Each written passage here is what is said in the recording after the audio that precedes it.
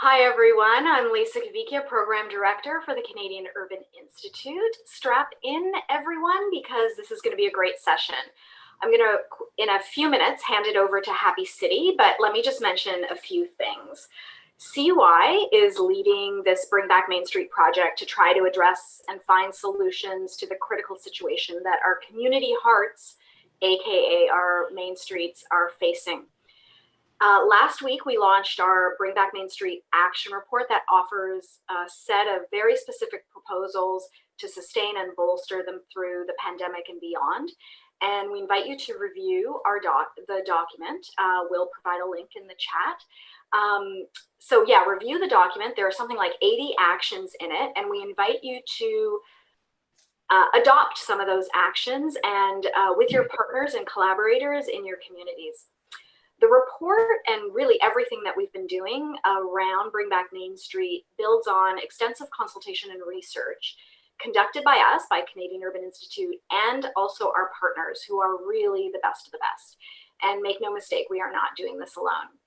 When we were thinking about who to bring on the Bring Back Main Street team, we knew we needed urban designers and placemakers, and our first thought was Happy City. Mostly because of this. And if you haven't read this, you definitely should.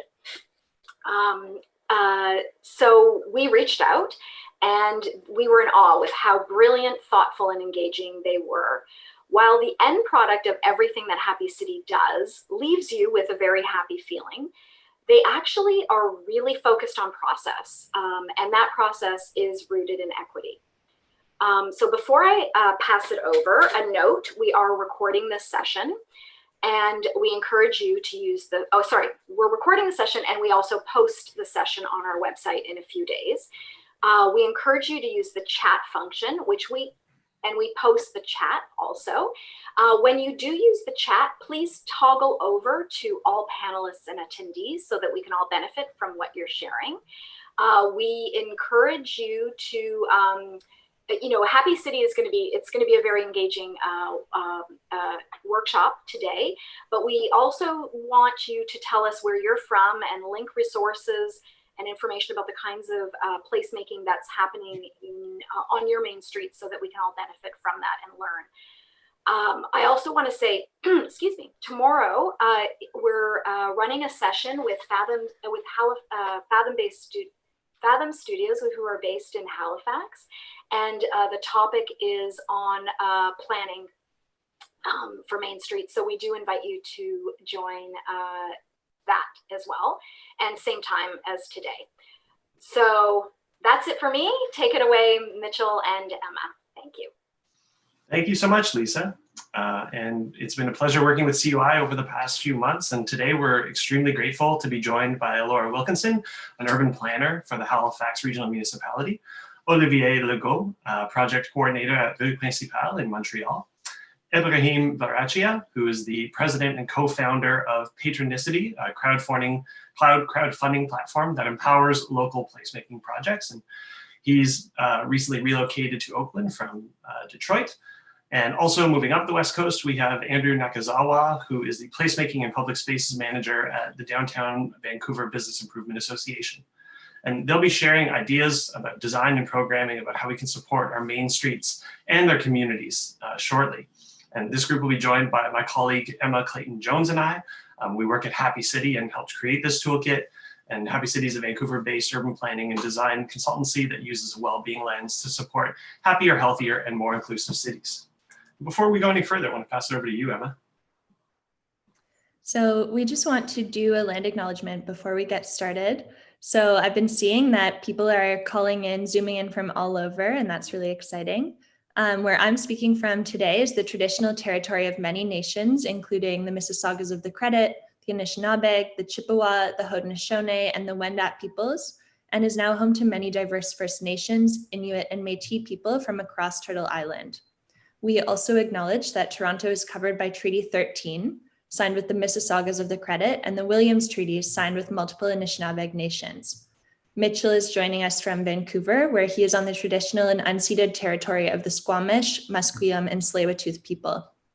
We are mindful of a history of broken treaties and of the urgent need to work continuously toward reconciliation. We are really grateful to have the opportunity to live and work on this territory, and as city builders, we commit to taking care of the land and the creatures that we share it with.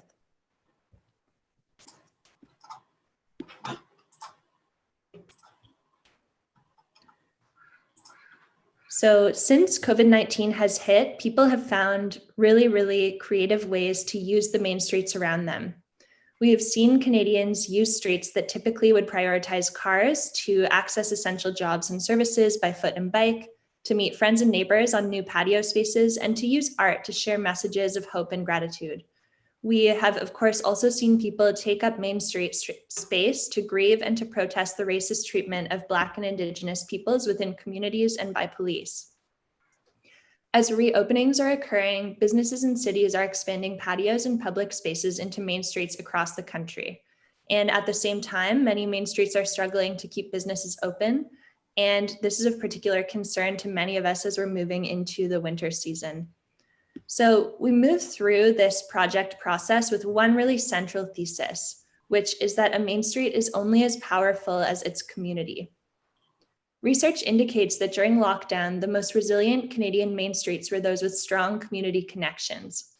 During this same period, we also really saw societal inequalities be laid bare, as vulnerable and marginalized communities really faced the greatest impacts of COVID-19.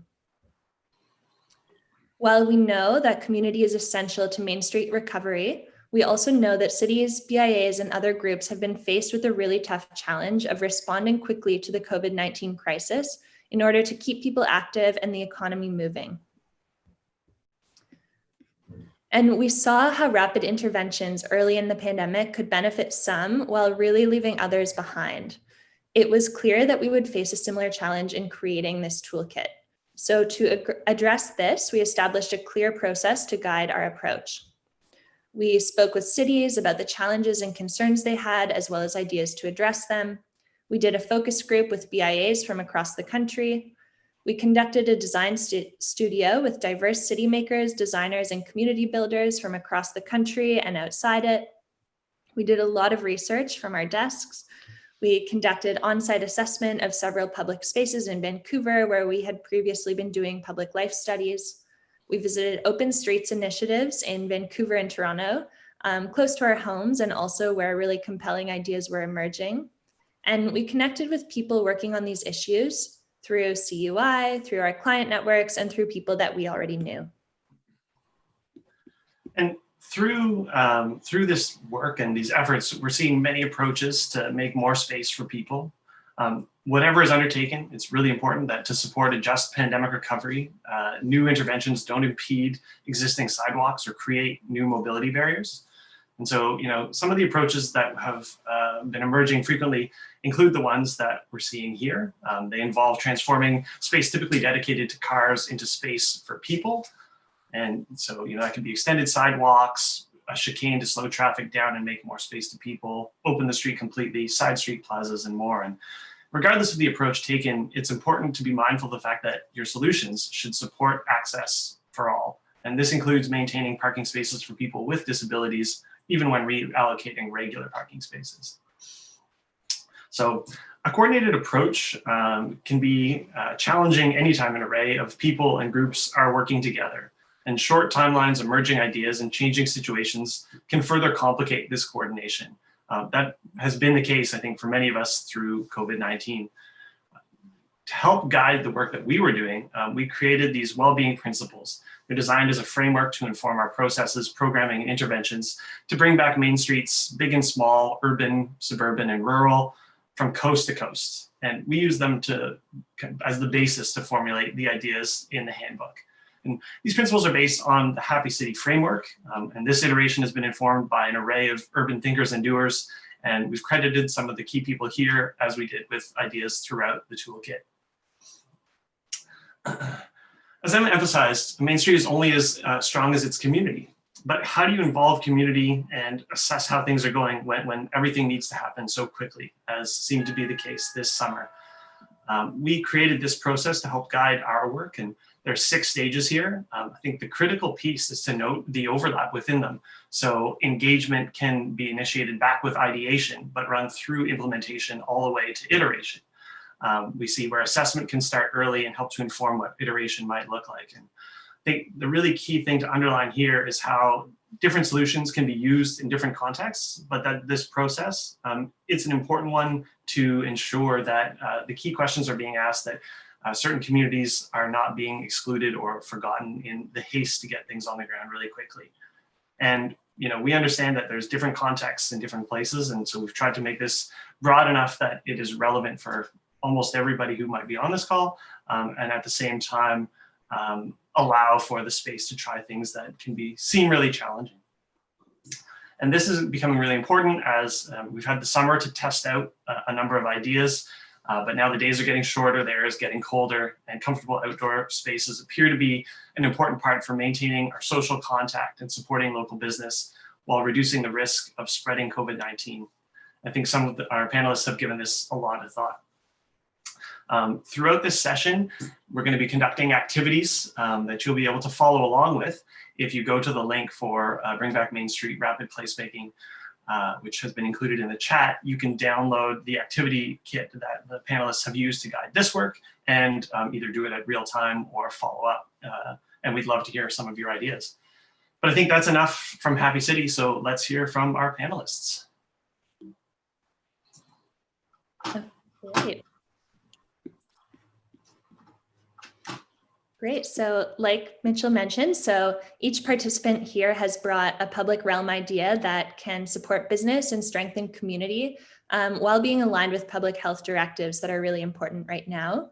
So we are going to have each person share a brief introduction to themselves and just a really quick summary of the idea that they've brought today.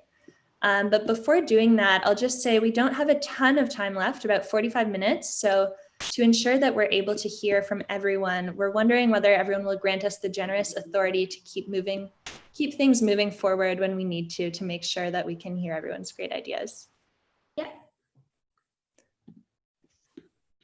Okay, great. So to get things started, we will hear from Elora. Awesome. Okay, so my name's Elora Wilkinson. I work in Halifax for the Halifax Regional Municipality, and I work on the streetscaping team within the Strategic Transportation Planning team, focusing a lot on streetscaping projects as well as building a tactical urbanism program. And for my idea for this webinar was focused on holiday decorating along main streets.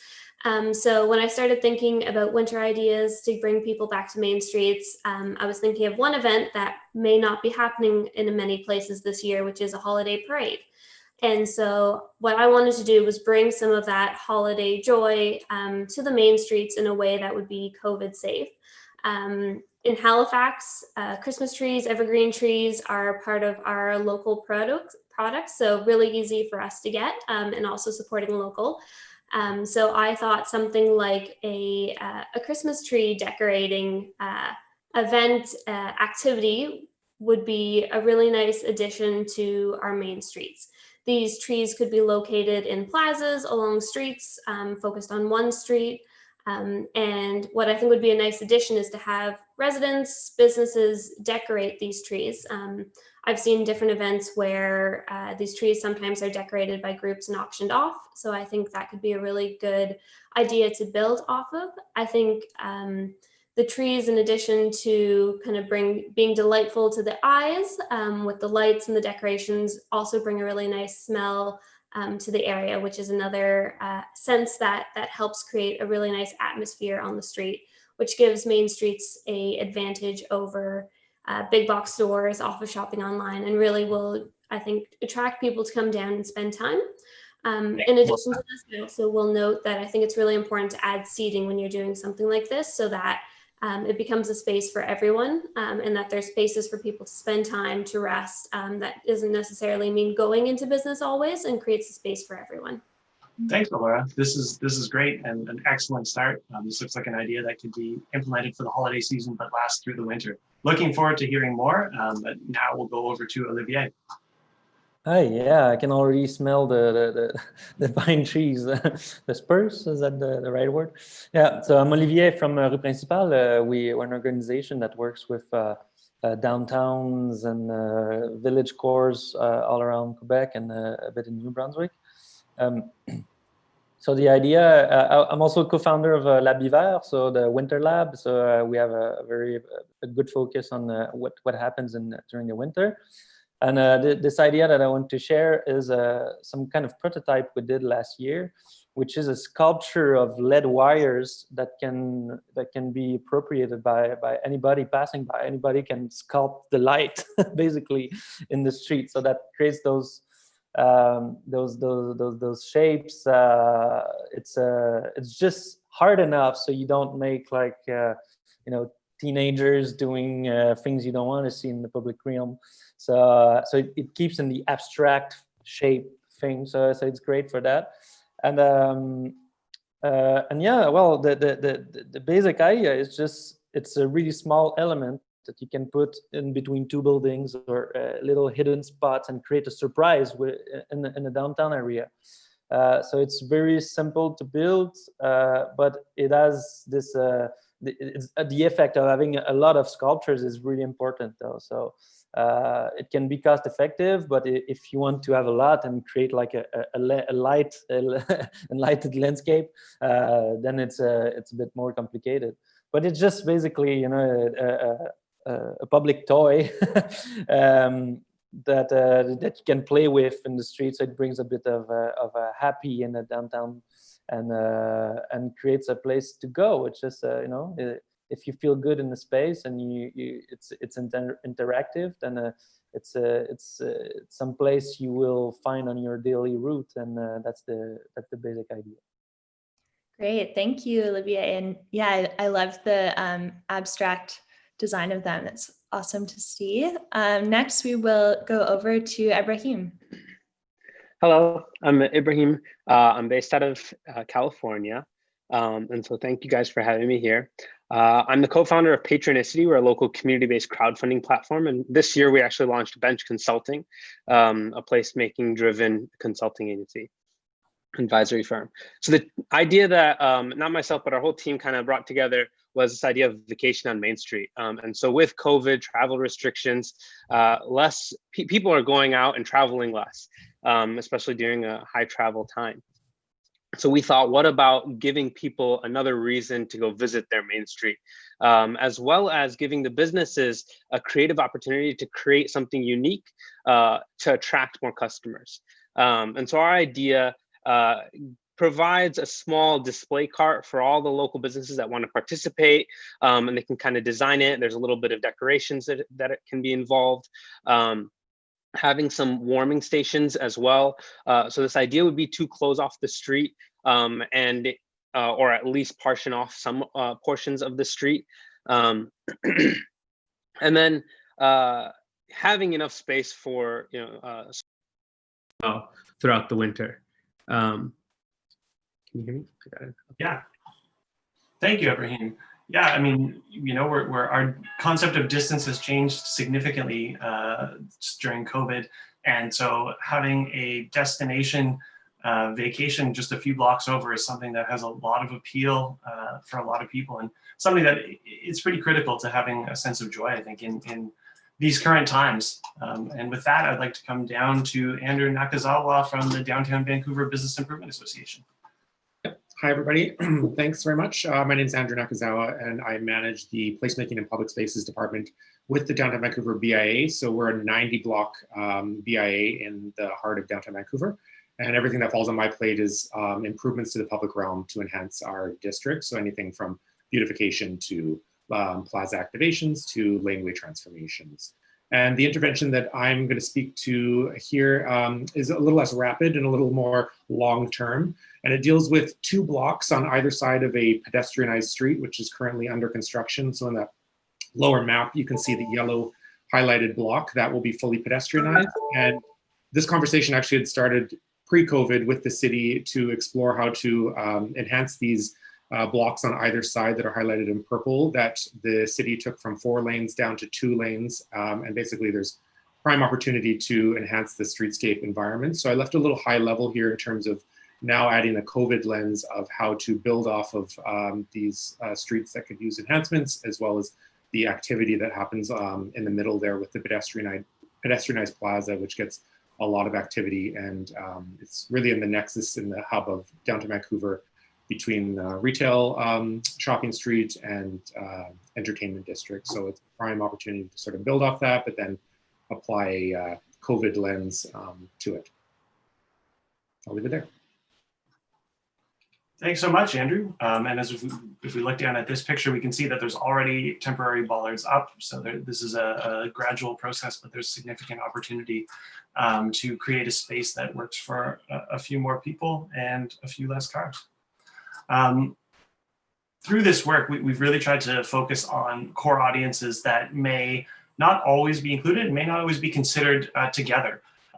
People are at the center of what we're doing in placemaking broadly.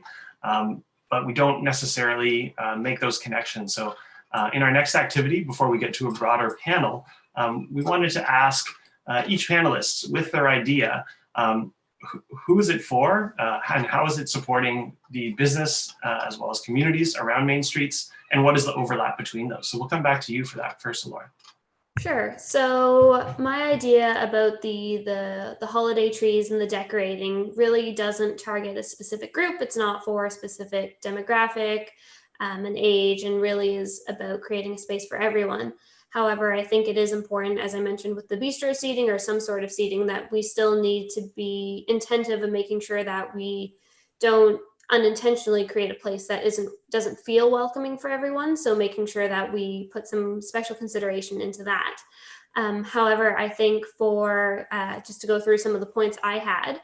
So for businesses, I think this idea can attract new clientele who would come down to the area to see kind of what this spectacle of holiday decorating is, and spend a little bit of time exploring the area and exploring the businesses.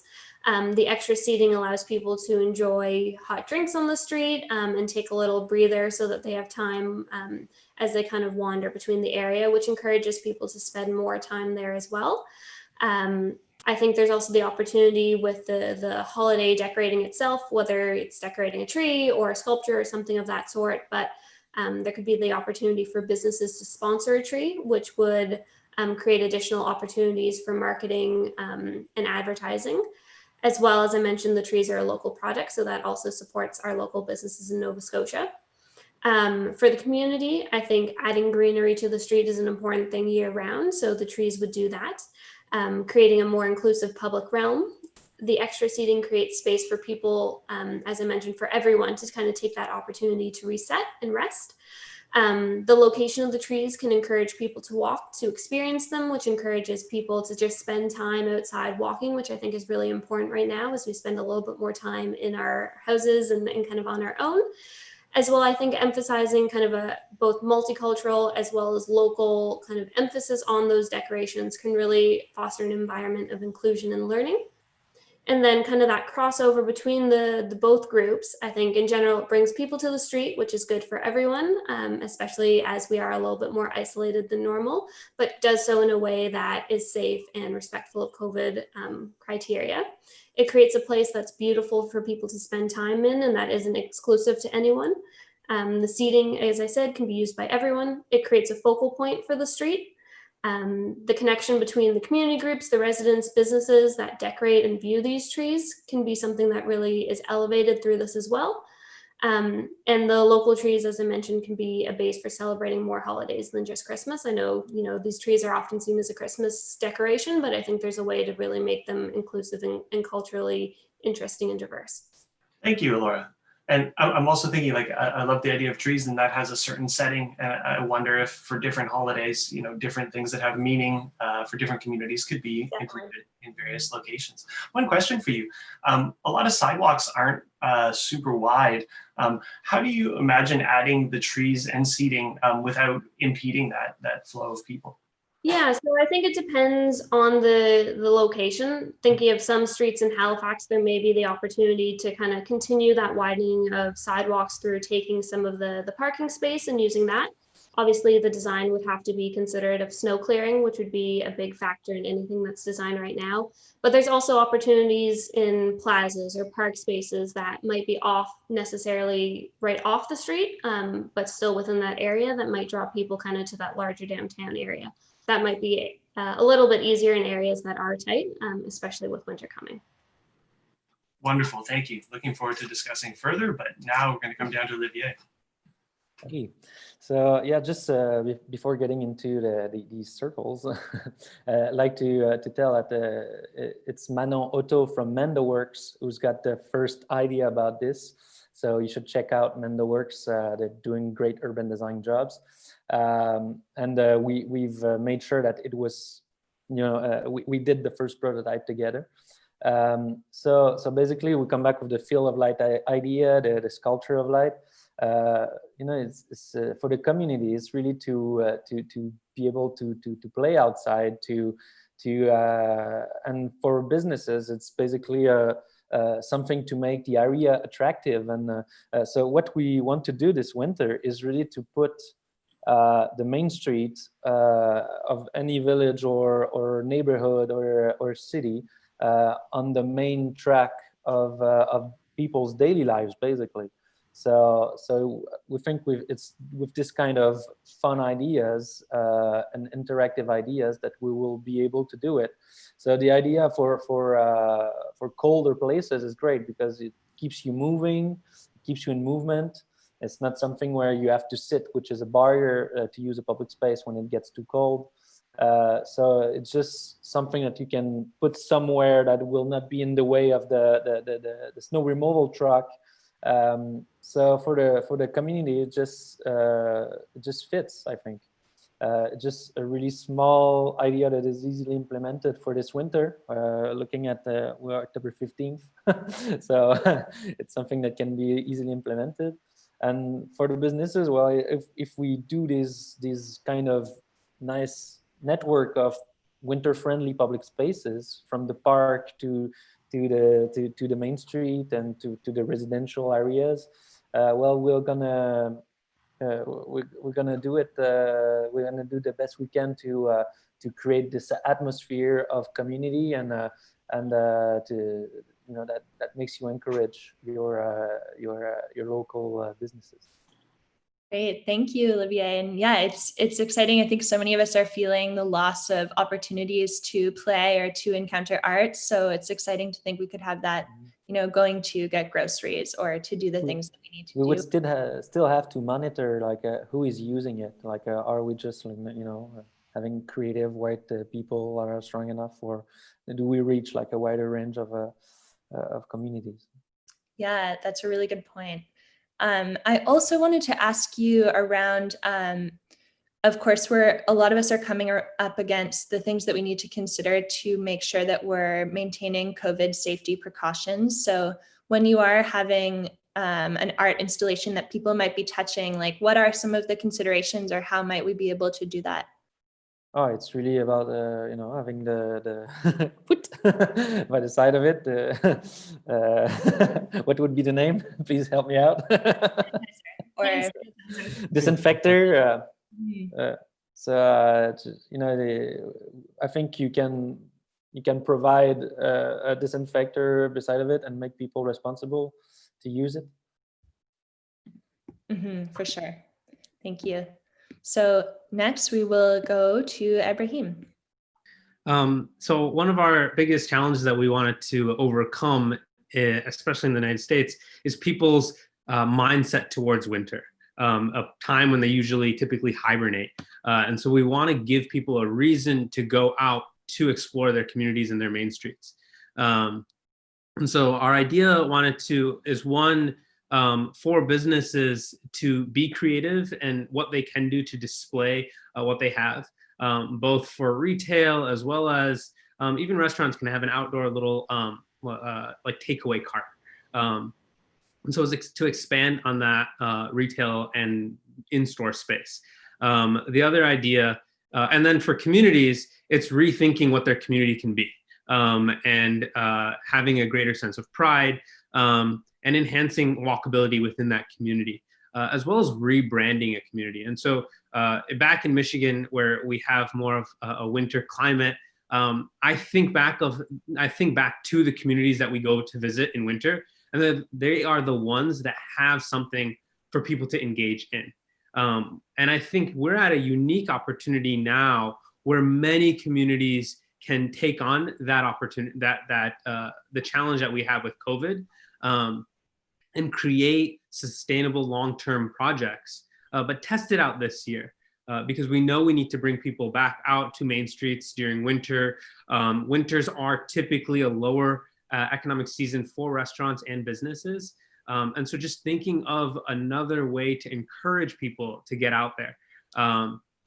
So I think if we help people overcome the mindset that winter is supposed to be spent indoors, people are smart. When we go to sporting events or when we go on a ski trip, we're bundled up and ready to be out there for hours. And so we need to take that same idea and bring it to when we just want to go out on a night to Main Street and explore our local downtowns and our businesses and even restaurants. And so I think that's kind of our biggest challenge. Some of the other things that people have mentioned, Elora had talked about colors and lights. And I think those elements of design and decor and lighting create just a mental state of warmth. And so lighting, color, design, decorations, all of those elements that can be very much themed towards winter, whether it's Christmas or whether it's just winter activities, can help brighten up both the mood, but also just your feeling of warmth during those cold months. Thank you, Ebrahim. Absolutely, this looks great. There's a Swedish expression, no bad weather, only bad clothing. And that's one that maybe in North America we could adopt a little bit further. This seems to be a good example of how we can all try to do a little bit more with a little bit less. Have you been seeing that in the type of work that you've been doing over the last few months? And you know, rather than say traveling across the country or even to another continent for a vacation, we have to manage our expectations and do something a little bit more local. Yeah, I think, I mean, just with the emergence of many restaurants that have never even thought about parklets, doing small little things or just moving their indoor furniture outdoors, it's an easy example of doing a lot with less or being creative in this time. And I think that it comes from both sides, right? From the business side, but also from the community side. And recognizing what we have and what are the restrictions that we have around us during a global pandemic. But for future years, when there isn't a global pandemic, that our communities can host and be really creative, whether it's weekend events or bi-weekly events or season-long setups in maybe small off-used spaces, what we can do to provide a better space for people, for the community, and to do things with less. Yeah, that's a great point. You know, this is a chance, like, we need to do these things for the survival of our businesses and to help support social connection in the community. But, you know, in doing so, we can help make better communities long-term as well. Yeah, this is a perfect testing ground year. So let's test it this year, implement long-term implementations next year. All right, thank you. And over to you, Andrew. Yeah, so with my improving the 2 blocks on either side of the pedestrianized street in downtown Vancouver, it really is a win-win for both businesses and communities to do any sort of enhancement to the street. I was mentioning a little bit, it's a really, the street gets a large pedestrian volume across it, connecting the retail district to the entertainment on both sides. So really enhancing the street is only an improvement. It's got the bare bones, it's got good bones, I should say, in terms of the sidewalks are fairly wide, got great street trees already. But like I said, there's the city took it down from 4 lanes to 2. So there's opportunities to enhance it, whether it's with seating. Is there opportunities to do rain cover here to allow people to socialize, again, safely with COVID? Is there ways to incorporate visual art, visual interest, whether that's light art, art installations, those kind of pieces? Or is it a combination of both? Are we able to combine art with seating to allow people to linger on the street a little bit more as they're going from shopping or from work or home, that kind of thing in the area. So it's a benefit to businesses to keep people on the street, creating those sticky streets. And it's also a good thing for the community in terms of creating another destination or an area where people can come downtown or come in the neighborhood to enjoy the street and not just pass by, and they can do something fun on the street. So it's for me and from my view, it's a win for both sides in terms of creating a more inviting and engaging street, adding more life to the street. Again, something visual, but just something as simple as seating is always needed and is something that's lacking, especially in this area and on these 2 blocks. Something else is just creating that enhances the sense of place and identity as well. Like I said, it's on either side of this pedestrianized street that's to be completed in the next month or so by the city, and not to compete with that because it's a fairly well-used pedestrianized area even before it was made permanent. So sort of building off of that success and the amount of eyes and the captive audience that's on this street is something that we're hoping to work with the city on to enhance it. Great. Thank you, Andrew. And yeah, it's exciting that something like this could happen now and potentially be quite a long-term project. I'd love to learn more about how, when we're doing these types of initiatives, we can make sure that they are truly public or truly inclusive in the sense of allowing homeless people or other folks who might sometimes be excluded from public space to really be a part of these types of projects.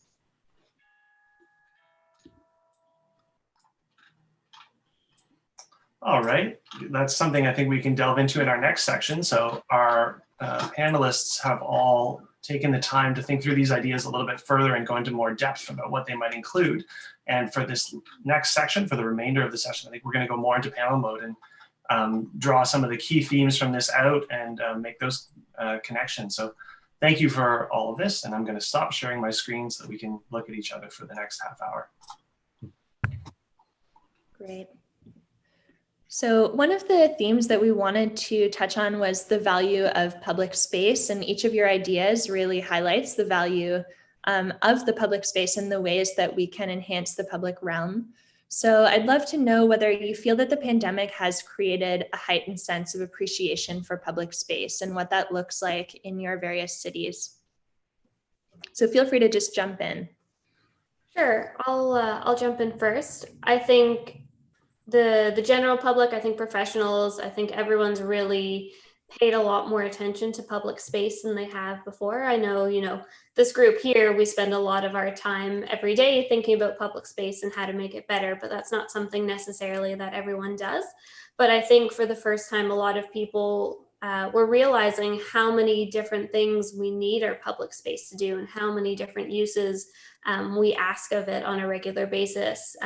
This year with the patios spilling out onto sidewalks and streets, on needing more space generally for just walking on sidewalks and making sure that we could distance, the heavier reliance on curbside pickup to continue to support businesses when they weren't necessarily open for indoor seating. Our gyms were closed.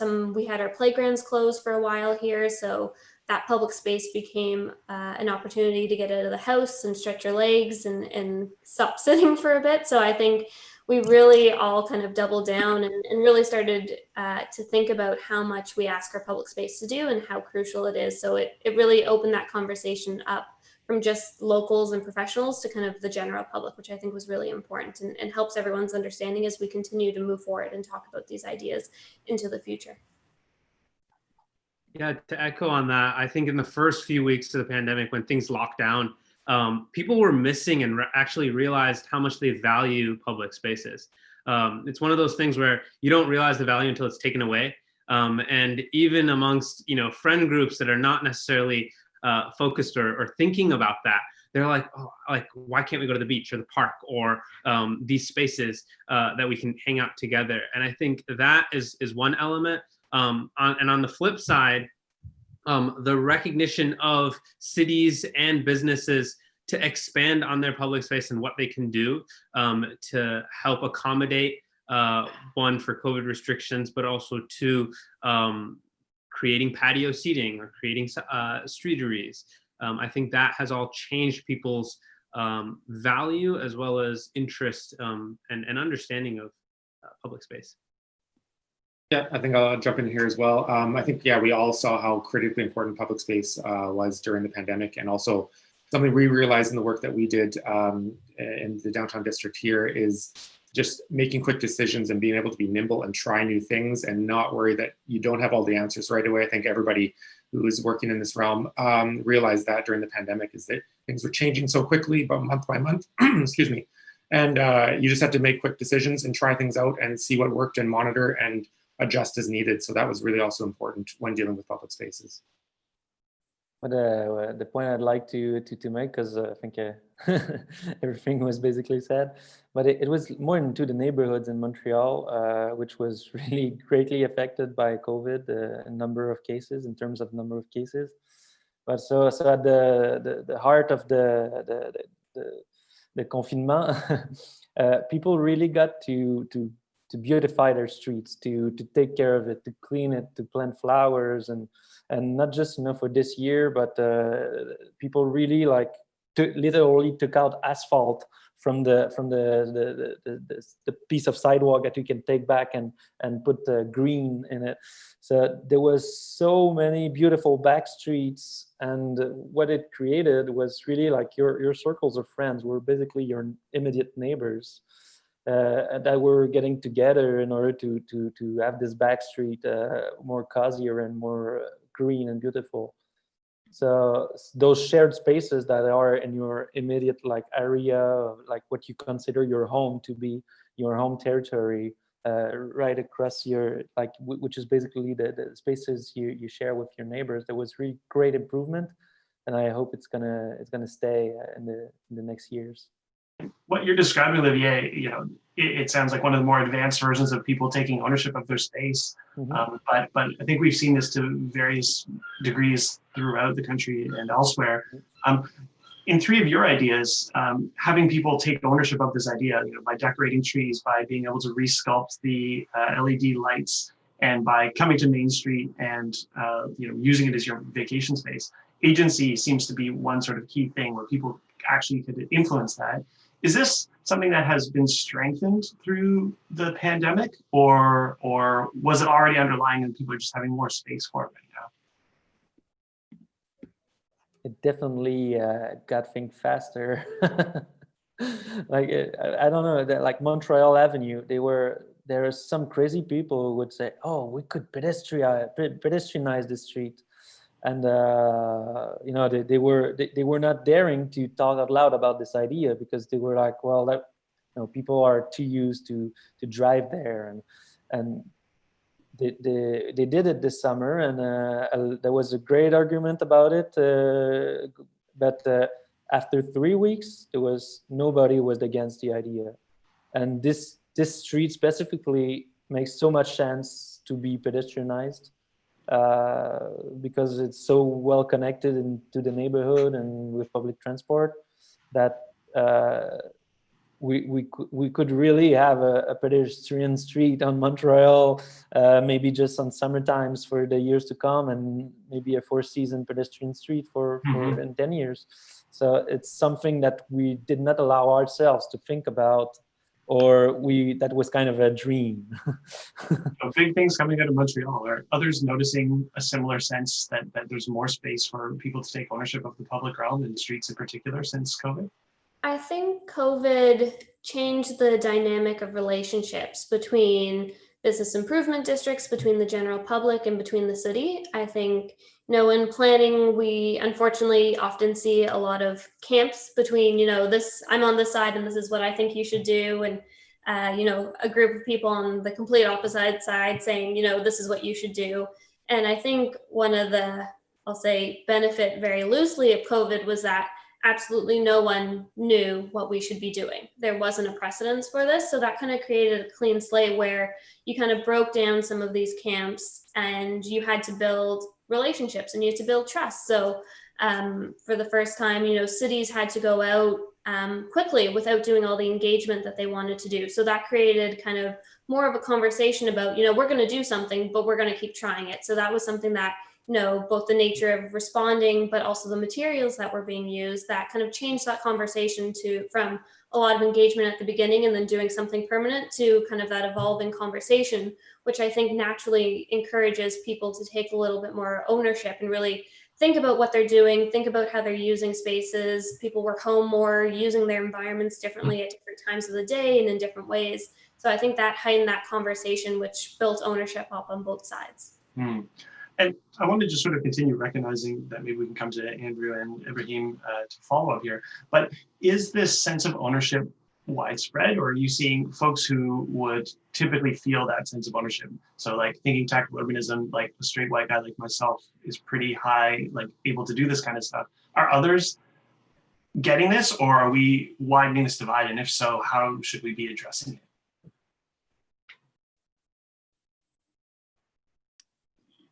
Sorry, Mitchell, do you mean who's engaged in making these decisions? Is that?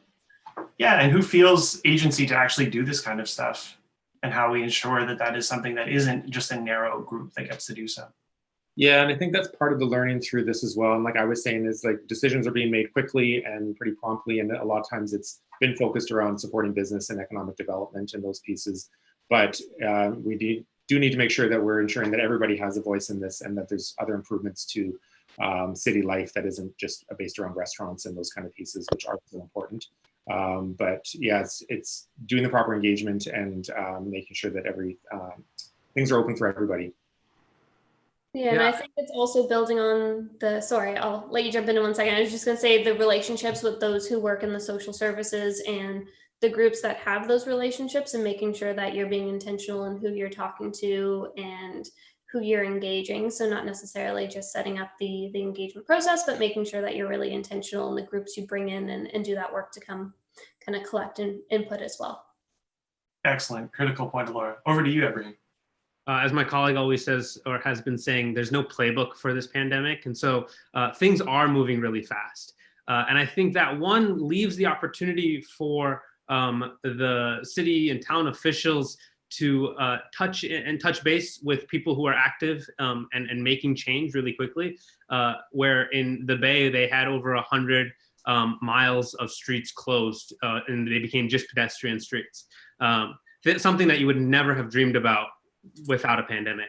And so I think that's a positive side. I think the other end of it though, there's a lot more movement, and because it's quicker, there isn't as much bureaucracy. I think that ties up some of these things. So it does give a level of ownership to more people. But I'm not sure if there's a complete level of ownership that every resident or person down the street can say or make or do something. But we have seen some unique ideas.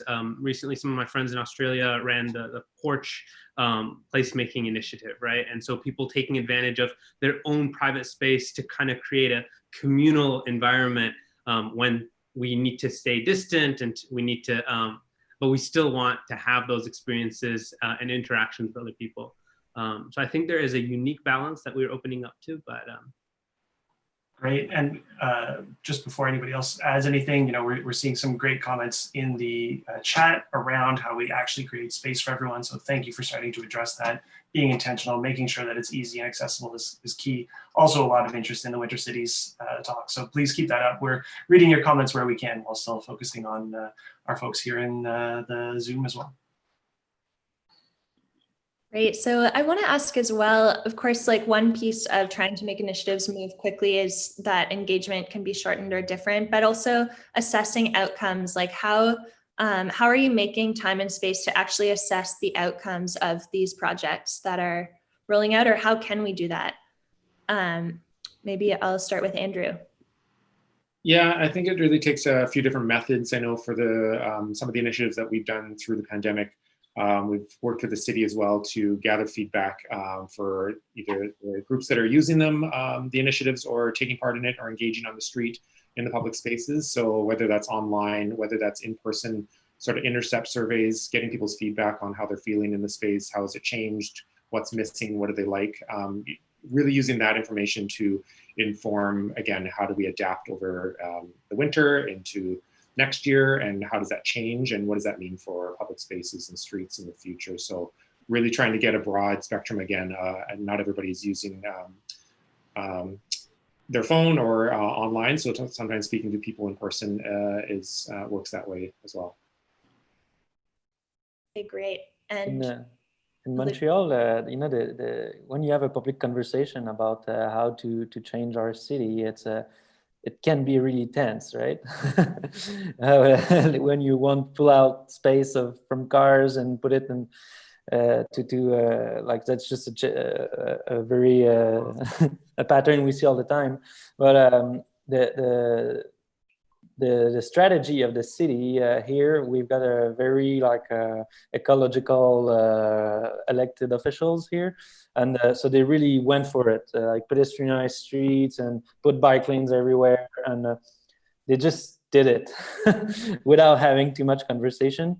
And I think it got a lot of people really angry.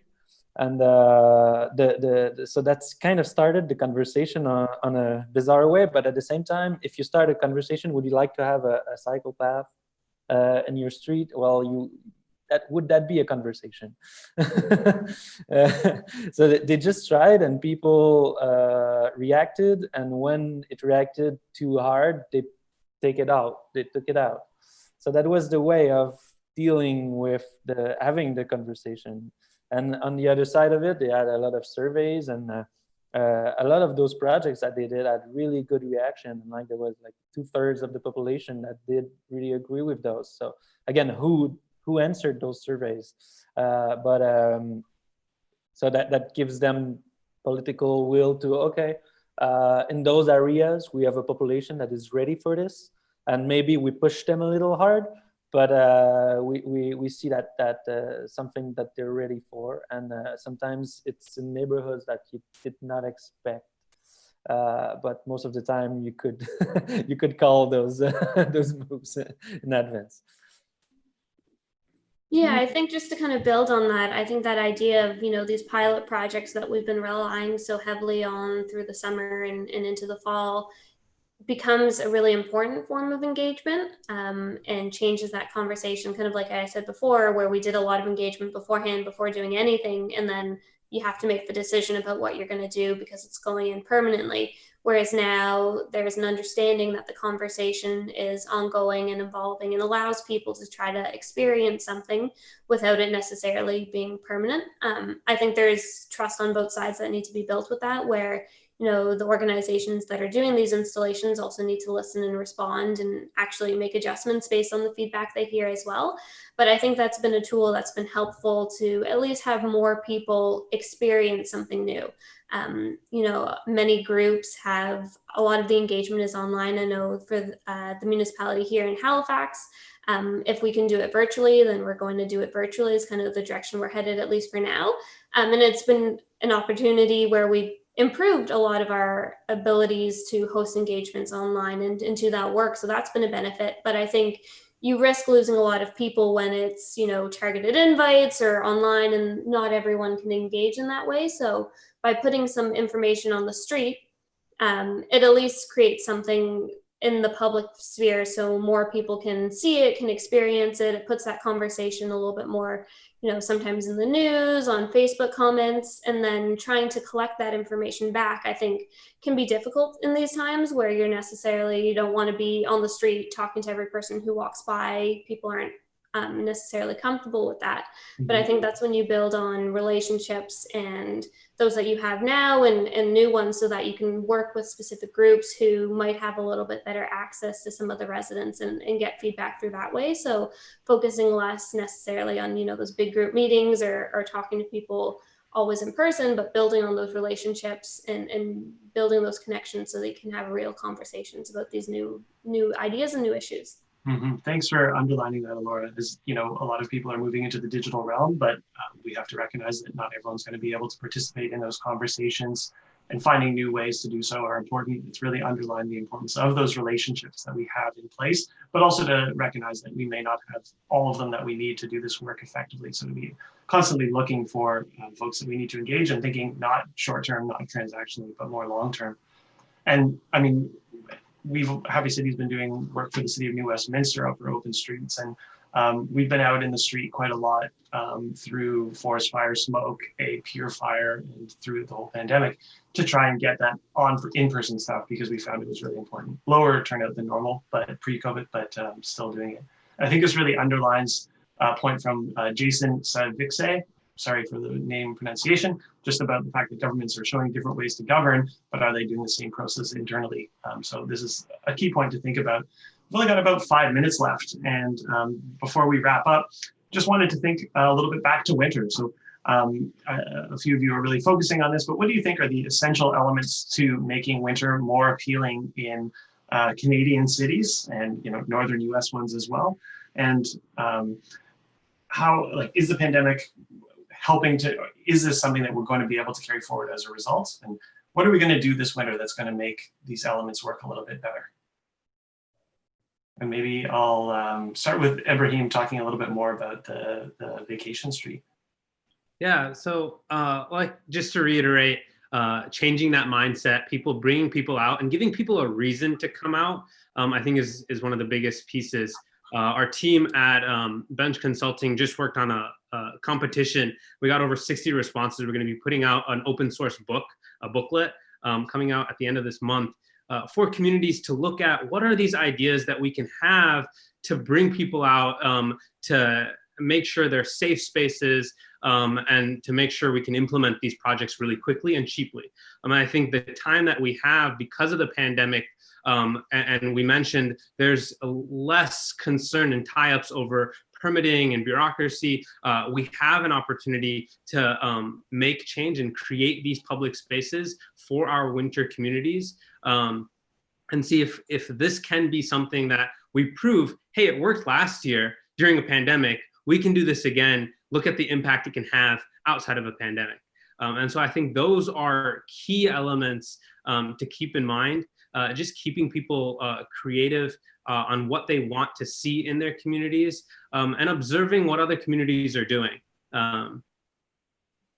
Thanks for that, Ebrahim. We're going to move over to Olivier, make sure everybody gets their last. Yeah, it's the time is short, and I think it's the opportunity to take that part of our culture back and to relearn to play outside and to have fun and to so basically all the opportunities that, if you give opportunity to the people to have little projects that will be like small scale community projects, I think that's great.